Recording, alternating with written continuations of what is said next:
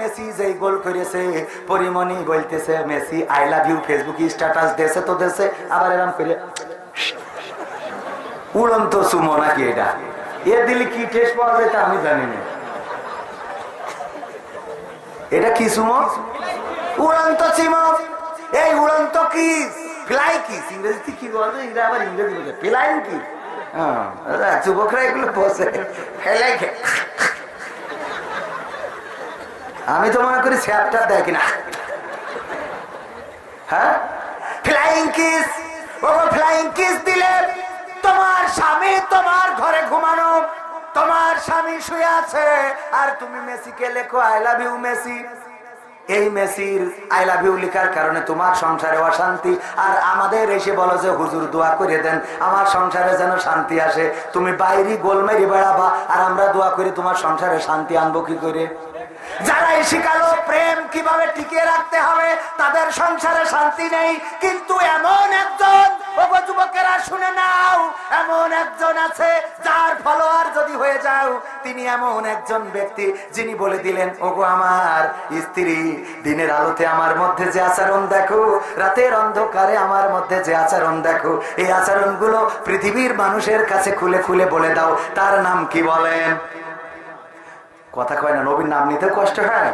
হযরত মুহাম্মদ সাল্লাল্লাহু আলাইহি ওয়াসাল্লাম আমার মধ্যে দিনের আলোতে যা দেখো, রাতের অন্ধকারে যা দেখো, খুলে খুলে মানুষদেরকে বলে দাও। এত সুন্দর মানুষ, এই মানুষের প্রেমে কোনোদিন মজনু হতে পারলে না, এই মানুষের প্রেমের কাছে আসলে না, এই মানুষের আদর্শের কাছে আসলে না, অথচ এই মানুষের আদর্শের কাছে এসে বেলাল সোনার মানুষে পরিণত হয়ে গেল। কালো মানুষ বেলাল, যার চেহারার দিকে তাকানো যায় না, যার চেহারার দিকে তাকালে শিশুরা ভয় পেয়ে যায়, এমন বেলাল এমন একজন সুন্দর মানুষ হয়ে গেল। আল্লাহর নবী বেলালকে বললেন ওগো বেলাল তুমি এমন কোন আমল করো বলো দেখি আমাকে একটু শুনি। বেলাল বললেন ওগো নবী আপনার শিখিয়ে যে আমল ছাড়া আর আমি তো তেমন কোনো আমল করি না। আল্লাহর নবী বললেন ওগো বেলাল আমি যখন মিরাজে গিয়েছিলাম, মেরাজে যাওয়ার পরে আমাকে যখন সিদরাতুল মুনতাহায় ফেরেশতা জিবরাইল রাখলো, রাখার পরে বললো আর সামনে যাওয়ার আমার ক্ষমতা নাই, আর সামনে আমি যেতে পারবো না, আপনি এখানে ওয়েট করেন, এবার আল্লাহ আপনার সাথে দেখা করবে। আল্লাহু আকবার, আল্লাহু আকবার, আল্লাহ আপনার সাথে দেখা করবে। ওগো আমার ভাইরা, আল্লাহর নবী বললেন ওগো বেলাল আমি যখন ওখানে একা বসেছিলাম আমার পাশে কেউ নাই, জিবরাইল তো আমাকে ছেড়ে চলে এসেছে, কারণ তার আর সামনে যাওয়ার পারমিশন নাই। আল্লাহ রাব্বুল আলামিন আমার সাথে দেখা করবেন এমন একটা মুহূর্তে যখন বড় একাকিত্ব অনুভব করছিলাম, সেই মুহূর্তে আমি যেন আমার কানে তোমার পায়ের ধ্বনির আওয়াজ পাচ্ছিলাম। বলেন সুবহানাল্লাহ। কত সুন্দর মানুষ হয়ে গেল বেলাল। শুধু তাই নয়, এই বেলাল রাসূলের কেমন ফলোয়ার ছিলেন একটা ঘটনা বলে আমি অন্য দিকে যাব। ওগো আমার ভাইরা, এই বেলাল রাদিয়াল্লাহু তাআলা আনহু যখন আল্লাহর নবী ইন্তেকাল করলেন তখন মদিনা ছেড়ে চলে গেলেন, আর মদিনায় আসেন না। হঠাৎ করে একদিন স্বপ্ন দেখলেন ওগো বেলাল, আল্লাহর নবী স্বপ্নে আল্লাহর নবীকে স্বপ্ন দেখলেন। আল্লাহর নবী বলছেন ওগো বেলাল তুমি দেখি আমাকে ভুলে গিয়েছো, আমার কোনো খবর নাও না, আমার কাছে কেন আসো না? বেলাল রাদিয়াল্লাহু তাআলা আনহু চিন্তা করলেন আমি নবীর কবরটা জিয়ারত করার জন্য যাব। আল্লাহর নবীর কবর জিয়ারত করার জন্য যখন মদিনায় আসলেন, আসার পরে মদিনাবাসী বলল ওগো বেলাল কতদিন হয়ে গেল তুমি এখানে আসো নাই গো বেলাল, মসজিদে নববীতে আজান দাও নাই, তোমার আজান শুনতে চাই। বেলাল তুমি একটু মসজিদে নববীতে আজান দাও। বেলাল বলল আমি আজান দিতে পারবো না, আজান দেব না বলেই আমি মদিনা ছেড়েছি, মসজিদে নববীতে আমি আজান দেব না, আমাকে অনুরোধ করো না। মদিনাবাসী বলল তুমি একটু আজান দাও, আজান দাও, আজান দাও। বেলাল আজান দিতে রাজি হলেন না। এমন সময় হাসান এবং হুসাইন আসলেন রাদিয়াল্লাহু তাআলা, এসে বললেন ওগো বেলাল তুমি আজান দাও, তুমি যদি মসজিদে নববীতে আজান দাও আমার নানার বেঁচে থাকার সকল স্মৃতিগুলো উদ্ভাসিত হবে গো বেলাল, তুমি একটু মসজিদে নববীতে আজান দাও। বেলাল বলল আমি হাসান হুসাইন তোমাদেরকে কষ্ট দেব না, আমি মদিনাবাসীর কথা প্রত্যাখ্যান করেছি কিন্তু তোমার কথা প্রত্যাখ্যান করব না, কারণ আমি দেখেছি আমার রাসূল জীবনে কোনোদিন তোমাদের কষ্ট দেয় নাই। তোমরা যখন আমার রাসূল নামাজে সিজদায় যেত আমার রাসূলের কাঁধে চড়ে ঘোড়া খেলতে, আমার রাসূল কোনোদিন কাঁধ থেকে ফেলে দেয় নাই, কোনোদিন বাজে কথা বলে নাই, কোনোদিন রাসূল তোমাদের ধমক দেয় নাই যে নামাজের উপরে, নামাজের সময় কেন কাঁধের উপরে চড়েছো। অথচ আজকে বাচ্চা শিশুদেরকে মসজিদে যেতে দেয়া হয় না। বাচ্চা শিশুরা মসজিদে যেয়ে যদি একটু কথা বলে অনেকেই রাগ করে, এমন আছে না নাই? বাচ্চা শিশুরা চেঁচামেচি করলে রাগ করে, আছে না নাই? কিছু বুড়ো আছে খাটাস, আছে না নাই?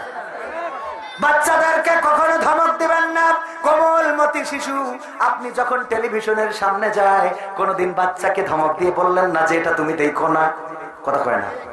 কোনদিন বলেন নাই। যখন আর্জেন্টিনার গেঞ্জি গায়ে তাও বলেন নাই। যখন প্রজেক্টরে রাত 3টের সময় বলছে গোল, তাও আপনি প্রতিবাদ করেন নাই। যখন মেসির পক্ষ নিয়ে পতাকা টানাইতে যে কারেন্ট শর্ট করে ঝপ করে পড়েছে, তখনও আপনি প্রতিবাদ করেন নাই। কিন্তু যখন মসজিদে গিয়েছে, তখন আপনি এই বাচ্চাটার প্রতিবাদ করতে, তোর বাপ কিটা রে করতে আইছিস। এটা ইসলামের আদর্শ নয়, এটা আমার রাসূলের আদর্শ নয়। আমার রাসূল এমন রাসূল, দয়ার নবী, মায়ার নবী। ছোট বাচ্চা শিশুরা কোনদিন আমার রাসূলকে আগে সালাম সাথে দুর্ব্যবহার করে, খারাপ আচরণ করে না, কখনো করবেন না। বাচ্চারা মসজিদে আসলে অনুপ্রাণিত করবেন, তাদেরকে চিপস কিনে দেবেন, তাদেরকে চকলেট দিবেন, তাদেরকে কাঠি লজেন কিনে দিবেন, চুইংগাম দিবেন, মাঝে মাঝে পারলে আপেল দিবেন, আঙুর দিবেন, কমলা লেবু দিবেন। এইগুলো যদি বাচ্চারা নামাজে আসলে আপনি যদি দেন, বিশ্বাস করেন আল্লাহর কসম করে বলি, আপনি দান বাক্সে 5000 টাকা ফেলায় কত আল্লাহকে সন্তুষ্ট করতে পারলেন জানি না। কিন্তু ওই বাচ্চাদের, কোমলমতি বাচ্চা শিশুদের যদি 5টা কমলা লেবু কিনে দেন, আল্লাহর আরশে আজিম আপনার জন্য সন্তুষ্ট হয়ে যাবে। এই কাজগুলো করি না। যুবকদেরকে নিরুৎসাহিত করে নামাজে যদি আসে, প্যান্ট পরা শার্ট গায়ে দিয়া নামাজে এসেছে, হঠাৎ এই তোর এই পোশাক পরে নামাজে আসতে কইছিস কি? বলার লোক আছে না নাই? যে যুবক প্যান্ট পরা, জিন্সের প্যান্ট, ছোট শার্ট পরে মসজিদে গিয়েছে, নিরুৎসাহিত করবেন না, বরং তাকে উৎসাহ দেন। ও গো বাবাজি, তুমি মসজিদে এসেছো, মসজিদটা আজকে যেন ধন্য হয়ে গেল। তোমার মতো বান্দাদেরকেই তো মসজিদে আসার দরকার, তোমার মতো বিশ্বনবীর উম্মাতদেরকেই নামাজি হওয়া দরকার। তুমি এসেছো, তোমার বন্ধুদেরকেও নিয়ে আসবা। তোমার পরনের যে প্যান্ট, এটা পরে নামাজ পড়তে তো তোমার একটু কষ্ট হয়, রুকু সিজদা করতে গেলে কষ্ট হয়। তুমি নামাজের সময় একটু ঢিলে ঢালা কাপড় পরবা, পারলে পাঞ্জাবিটা গায়ে দেবা, পারলে টুপিটা মাথায় দিবা, পারলে দাড়িটা রেখে দিবা। সুন্দর করে যদি নসিহত করেন, ওই যুবকটা ভালো হয়ে যাবে। আর আপনি যদি তাকে গরম দেন, ধমক দেন, ওই যুবকটা আপনার জাহান্নামে যাওয়ার কারণ হয়ে যাবে। কথা কি বুঝাইতে চাচ্ছি? বেলাল রাদিয়াল্লাহু তাআলা আনহু বললেন, আমি তোমাদেরকে কষ্ট দেব না, কারণ আমার নবী বলেছেন যে আমার হাসান হুসাইনকে কষ্ট দেয় সে যেন আমি নবীকে কষ্ট দেয়, যে আমার হাসান হুসাইনকে খুশি করে সে যেন আমি নবীকে খুশি করে। এই জন্য তোমাদের মন রাখার জন্য আমি মসজিদে নববীতে আজান দেব। মসজিদে নববীতে আজান দেওয়া শুরু করে দিলেন। মদিনায় কেন কেমন যেন একটা তোলপাড় শুরু হয়ে গেল। মদিনার মানুষেরা চোখের অশ্রু সংবরণ করতে পারলেন না, কারণ বিশ্বনবী যখন ছিল তখন এমন ভাবে আজান দিতেন। বেলাল রাদিয়াল্লাহু তাআলা আনহু এই আজানের সুললিত কণ্ঠস্বর যখন চারিদিকে ছড়িয়ে গিয়েছে, মা বোনেরা, মহিলা সাহাবীরা চোখের অশ্রুগুলো মুছতেছেন নিজেদের কাপড় দিয়ে। হঠাৎ করে বেলাল বেহুশ হয়ে গেলেন, বেহুশ হয়ে পড়ে গেল। সাহাবীরা এসে সুস্থ করলেন, গায়ে পানি ছিটালেন, সেবা দিয়ে যখন সুস্থ করলেন, হুঁশ ফিরে এলো।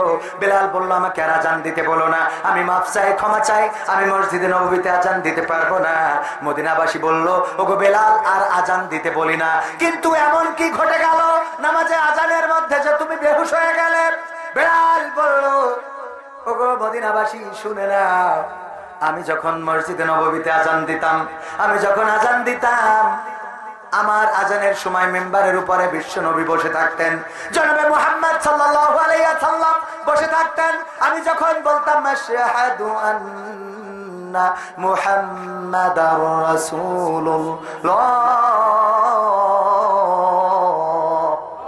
আমি যখন বলতাম আর আমার রাসূলের চেহারা মুবারকটা মেম্বারের উপরে দেখতে পেতাম, আমার রাসূল বসা। আজকে যখন শূন্য মেম্বারটা দেখেছি তখন আমি সহ্য করতে পারি নাই। রাসূল শূন্য মেম্বার, রাসূল শূন্য মসজিদে নববী, রাসূল শূন্য মদিনা, আমি বেলাল এখানে থাকতে পারবো না। আল্লাহু আকবার! কেমন ভালোবেসেছেন, কেমন রাসূল প্রেমিক হয়েছেন। আর আমরা কেমন রাসূল প্রেমিক! না আমাদের দাড়ির সুন্নাত তো নাই, টুপির সুন্নাত নাই, পাঞ্জাবির সুন্নাত নাই, ফরজ নামাজ তাও ঠিক মতো পড়ি না, ফরজ নামাজের খবর নাই। আর্জেন্টিনা ব্রাজিলের খেলা 4টে পর্যন্ত দেখলো। ওই যুবক যদি বলি তাহাজ্জুদ কি জীবনে পড়েছো, আর তুলতে পারবেন? তাহাজ্জুদ পড়েছেন? তাহাজ্জুদের নামাজ ভাই এটা আবার কি? আমাদের গ্রামে তাহাজ্জুদ আছে এটা জানি। তাহাজ্জুদের নামাজ পড়ে না এমন আছে না নাই? তাহাজ্জুদের নামাজ পড়ে নাই। ওগো আমার ভাইরা, আল্লাহ রাসূলকে ভালোবাসার দরকার আছে না নাই? আমার রাসূলকে কলিজা দিয়ে ভালোবাসতে পারবেন কে কে? হাত উঁচু করে। নারায়ে তাকবীর, নারায়ে তাকবীর।